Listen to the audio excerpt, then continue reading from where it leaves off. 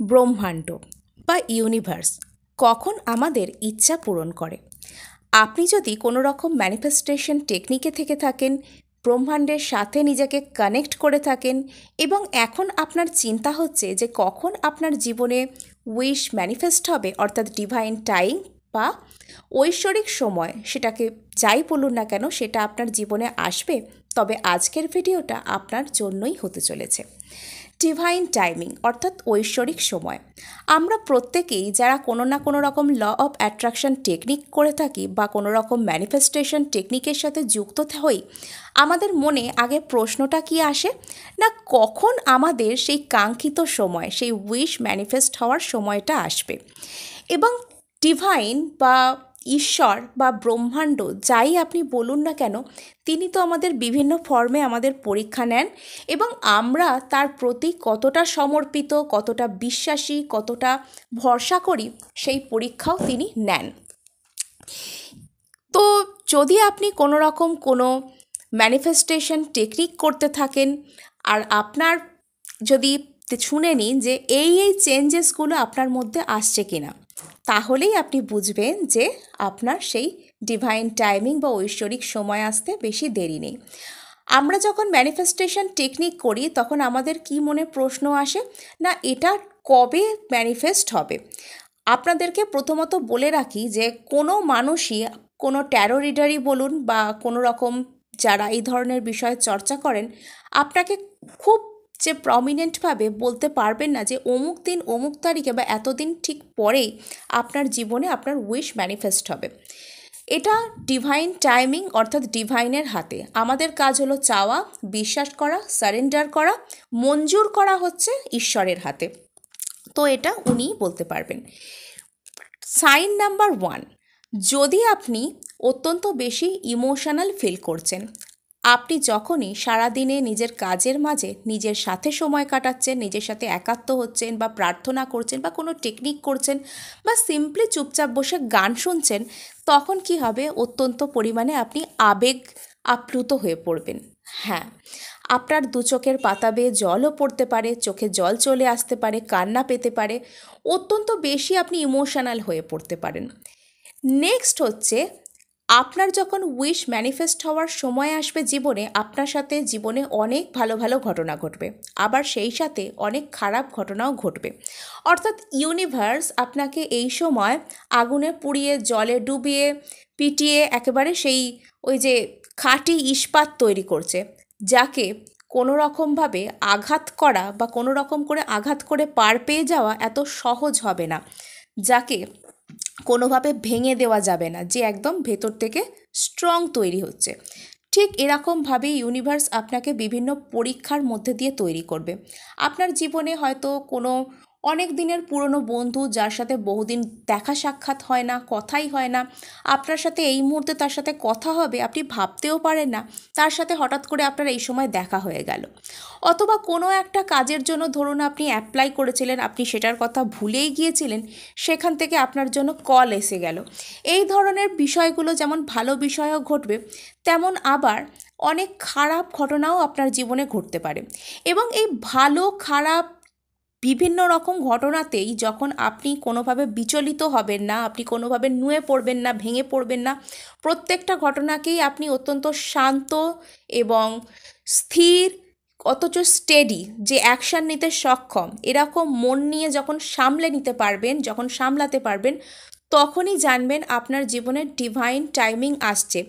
যা কিছু আপনার সাথে ঘটছে তা আপনার পজিটিভিটিকে কোনো রকমভাবে এফেক্ট করছে না, যা কিছু আপনার সাথে ঘটছে তা আপনার মানসিকতাকে কোনো রকমভাবে ক্ষতিগ্রস্ত করতে পারছে না, তখনই জানবেন আপনার জীবনে ডিভাইন টাইমিং আসছে। নেক্সট, আপনি নিজেকে ডিভাইনের সাথে অত্যন্ত কানেক্টেড ফিল করবেন। কীরকম?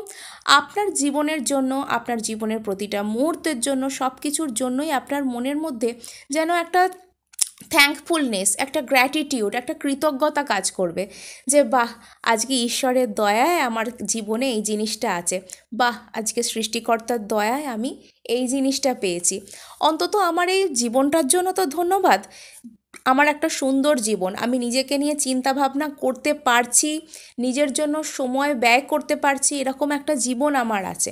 এই জন্যই আমি সৃষ্টিকর্তাকে ধন্যবাদ দিচ্ছি। আমি নিজের সাথে কানেক্টেড হতে পারছি, আমি ইউনিভার্সের সাথে কানেক্টেড হতে পেরেছি, সেই জন্যই আমি সৃষ্টিকর্তাকে ধন্যবাদ জানাচ্ছি। এই ধরনের মানসিকতায় আপনি থাকতে শুরু করবেন।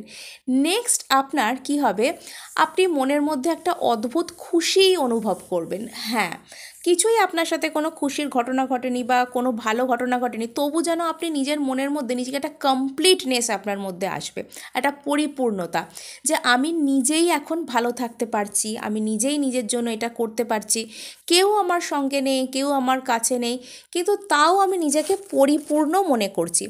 এটা কি? এটা হচ্ছে আমাদের যখন মার্কাভা ব্যালেন্স হয়, আমাদের শরীরের মধ্যে যে শিব শক্তি, যে দুটো ঊর্জা আছে, তারা যখন একই জায়গায় আসে, অর্থাৎ যে লোয়ার চক্রাসগুলো আছে এবং আপার চক্রাসগুলো আছে, সেগুলো যখন অ্যালাইনড হয় এবং ঠিকঠাক ফর্মে কাজ করতে শুরু করে, তখনই আমাদের মধ্যে এই কমপ্লিটনেসটা আসে। এটা কিন্তু টুইন ফ্লেম রিলেশনশিপের ক্ষেত্রেও একটা গুরুত্বপূর্ণ দিক। টুইন ফ্লেম রিলেশনশিপ তখনই কমপ্লিশনের দিকে যায়, রিউনিয়নের দিকে যায়, যখন তাদের মধ্যে কি হয় না, যে শিব শক্তির ব্যালেন্স ঘটে, তাদের লোয়ার চক্রাগুলো এবং আপার চক্রগুলো শরীরের মধ্যে সেগুলো ঠিকঠাক করে অ্যালাইনড হয়। একজনের মধ্যে নয়, দুজনের মধ্যেই।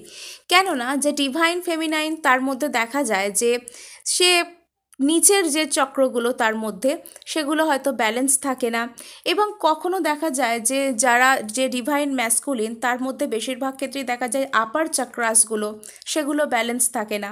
এবং আমাদের শরীরের মধ্যে যে লোয়ার চক্রাসগুলো, সেগুলো শরীরের শক্তিকে ইন্ডিকেট করে, এবং শরীরের যে আপার চক্রাসগুলো, সেগুলো যে শিব, যে পুরুষ শক্তি, সেটাকে কি করে না ইন্ডিকেট করে। তো এগুলো অ্যালাইনড হয়ে যায় যখন আমাদের লাইফে আমাদের যে কোনো ম্যানিফেস্টেশন আসার সময় হয়ে যায়। তাই এক্ষেত্রে কোনো রকম কোনো ভয় না পেয়ে আপনারা ম্যানিফেস্টেশন জার্নিতে থাকুন এবং আপনারা সম্পূর্ণরূপে ডিভাইনের ওপর ভরসা রাখুন। অনেকেই এটা বলে থাকেন যে আমি ম্যানিফেস্ট যেটা করছি সেটা যদি আমার ভাগ্যে না থাকে। হ্যাঁ, আপনাদের মধ্যে এই ধরনের কনফিউশন আসা স্বাভাবিক, যারা প্রথম এই সমস্ত করছেন। কিন্তু একটা কথা জেনে রাখবেন যে আমরা যেটাকে আকর্ষণ করি সেটাও কোথাও না কোথাও থেকে আমাদেরকে আকর্ষণ করে। কিন্তু প্রবলেমটা কোথায় হয় জানেন? যখনই আমরা সেটাকে পাওয়ার জন্য কোনো টেকনিক করতে শুরু করি, তখনই ব্যাস সেটা আমাদের থেকে দূরে দূরে থাকতে শুরু করে। কেন এরকম হয়? এর কারণ হচ্ছে ইউনিভার্স আমাদেরকে পরীক্ষা নেয়, এবং সে সবসময়তেই চায় যে আমরা যেন সম্পূর্ণরূপে যোগ্য হয়ে সেই জিনিসটাকে জীবনে আনি, যাতে আমরা সেটাকে ধরে রাখতেও পারি। তাই সে আমাদেরকে যোগ্য তৈরি করার জন্য যা কিছু আমাদেরকে দিয়ে করানো সেটা করিয়ে নেয়, আমাদের পরীক্ষা নেয়, কঠিন পরীক্ষা নেয়। এবং আমরা কিন্তু আস্তে আস্তে ইউনিভার্সের হাত যদি আমাদের মাথার ওপর থাকে, যদি আমাদের কপালে সেটা লেখা থাকে আর কি, আপনাদের কথা মতন, যে সেটা আমাদের যদি ভাগ্যে থাকে, তাহলে কিন্তু সেটা আমরা সফলভাবেই সেই ম্যানিফেস্টেশন জার্নিতে উতরে যাব। আমরা যদি কোনো জিনিস আমাদের জীবনে, আমাদের কপালে না লেখা থাকে, আমাদের ভাগ্যে যদি না থাকে বন্ধুরা, তাহলে আমরা সেই জিনিসটাকে ম্যানিফেস্ট করার জন্য যে আসল টেকনিক, সেটা করতেই পারবো না। হয় আমরা ভুলভাল টেকনিক দিয়ে শুরু করব, সময় নষ্ট হবে, নয়তো আমাদের টেকনিক করতে ইচ্ছাই করবে না, মনই বসবে না, নয়তো বা কোনো না কোনোভাবে কোনো রকম বাধা বিপত্তি এসে যাবে, যাতে আমরা টেকনিক করতেই পারবো না। আমরা কোনো কিছুর জন্য টেকনিক করছি মানে বিধাতা সেটাকে অলরেডি মঞ্জুর করেছেন, সেই জন্যই আমরা সেই টেকনিকটাকে করতে পারছি, আর সেটাকে আগামী দিনে ভবিষ্যতে এগিয়ে নিয়ে যাওয়াটাও আমাদের কর্তব্য। আশা করি আপনাদেরকে বোঝাতে পেরেছি। আজকে এটুকুই, দেখা হচ্ছে নেক্সট ভিডিওতে। ধন্যবাদ।